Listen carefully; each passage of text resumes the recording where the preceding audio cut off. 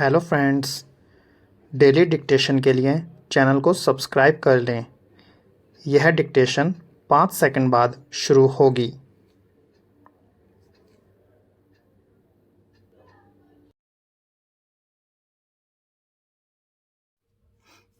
Start. भारतीय reserve bank ने लगातार 8वीं बार ब्याज दरों में कोई बदलाव नहीं किया है, यानी केंद्रीय बैंक ने ब्याज दरों को 6.5% पर बनाए रखा है।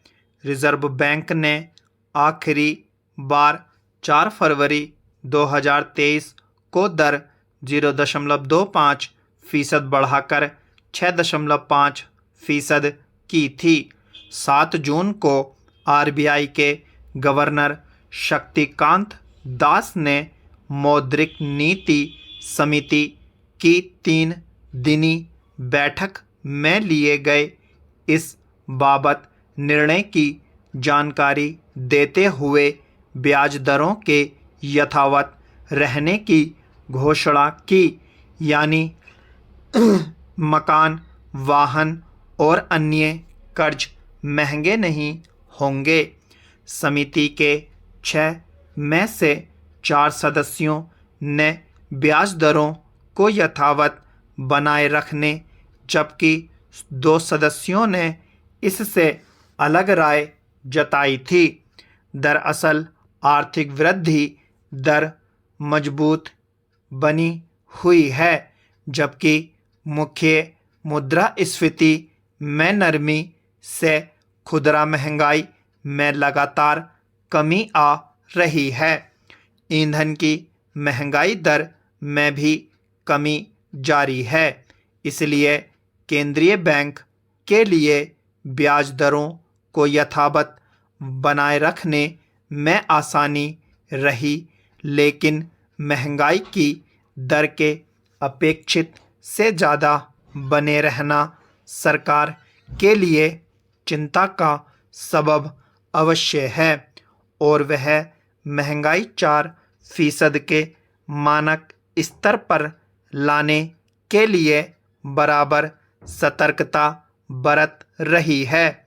उसकी चुनौती इस मोर्चे पर कड़ी है, क्योंकि राष्ट्रीय सांख्यिकी कार्यालय के मुताबिक 2023-24 में महंगाई 4.83% दर्ज की गई, जो अपेक्षित स्तर से ऊंची है। इसके निकट भविष्य में नीचे आने की उम्मीद भी नहीं है। अलबत्ता वर्ष के ज़्यादातर समय इसके 4.5% के आसपास बने रहने का आकलन है।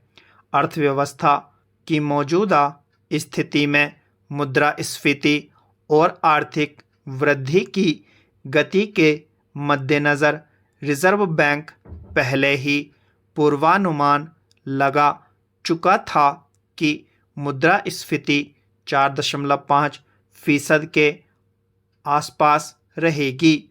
बाजार का भी यही आकलन था। इस बीच केंद्र में गठबंधन सरकार शपथ ले चुकी है। भले ही सरकार के रुख को लेकर अनिश्चितता है, लेकिन इतना तय है कि सरकार का रुख लचीला रहेगा। वह कुछ डेफिसिट के साथ भी काम चलाना चाहेगी, बशर्ते आमजन को सहूलियत मिले। मानसून निकट है और अच्छा मानसून रहने के अनुमान से भी मौद्रिक मैकेनिज्म से दामों को काबू में रखने का उपाय कारगर माना जाएगा।